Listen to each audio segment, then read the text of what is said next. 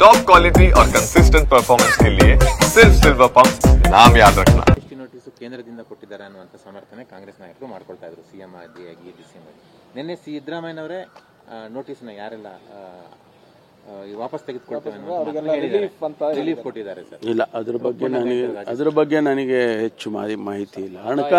ಹಣಕಾಸಿನ ವಿಚಾರ ನಮ್ಗೆ ಗೊತ್ತಾಗಲ್ಲ ಸರ್. ಮಹದಾಯಿಗೆ ಅನುಮತಿ ಕೊಡಲ್ಲ ಅಂತಂದೇಳಿ ಕೇಂದ್ರ ಸರ್ಕಾರ ಹೇಳಿದೆ ಸರ್.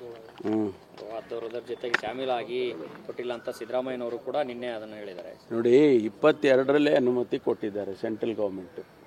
ಅನುಮತಿ ಅಂಥೇಳಿ ಕೊಟ್ಟು ತೀರ್ಮಾನ ಕೂಡ ಆಗಿತ್ತು. ಆನಂತರ ಕೋರ್ಟ್ಗಳು ಕಚೇರಿಗಳು ಎಲ್ಲ ಆದಮೇಲೆ ಈಗ ಬೇರೆ ಬೇರೆ ರೀತಿಯಲ್ಲಿ ಡೆವಲಪ್ಮೆಂಟ್ಸ್ ಆಗಿದೆ ಅಂಥೇಳಿ ಅವರು ಕೊಡೋದಕ್ಕೆ ಆಗೋದೇ ಇಲ್ಲ ಅಂತಂದರೆ ಅದನ್ನು ನೋಡೋಣ. ಕೋರ್ಟ್ಗಳು, ಟ್ರೈಬ್ಯುನಲ್ಸು ಇವೆಲ್ಲ ಇದಾವಲ್ಲ, ಮುಂದೆ ರಾಜ್ಯ ಸರ್ಕಾರ ಹೋಗುತ್ತೆ. ಮತ್ತೊಮ್ಮೆ ಸಿದ್ದರಾಮಯ್ಯ ಅವರು ಮತ್ತೆ ಡಿಸಿಎಂ ಅವರು ದೆಹಲಿ ಯಾತ್ರೆ ಮಾಡ್ತಾ ಇದ್ದಾರೆ. ಏನಾದರೂ ಔಟ್ಕಮ್ ಏನಾದ್ರು ಇದೆಯಾ ಸರ್? ಇಲ್ಲ, ಅವರು ಬ್ಯಾಕ್ವರ್ಡ್ ಕ್ಲಾಸ್ದು ಇಲ್ಲಿ ಒಂದು ಸಮಿತಿ ಮಾಡಿ ಇಲ್ಲಿ ಒಂದು ಸಭೆನೂ ಕೂಡ ಮಾಡಿದರು. ಅದರದ್ದು ಎಕ್ಸ್ಟೆಂಡೆಡ್ ಸಭೆ ಅಲ್ಲಿ ಡೆಲ್ಲಿಯಲ್ಲಿ ಆಗುತ್ತೆ ಅಂತ ಹೇಳಿ ಕೇಳಿದ್ದೇನೆ.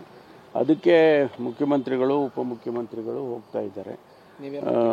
ನಮಗೆಲ್ಲ ಆಹ್ವಾನ ಇಲ್ಲ, ಮಾತ್ರ ಅವರಿಗಷ್ಟೇ ಇದೆ. ಅವರು ಹೋಗ್ತಾರೆ. Thank you.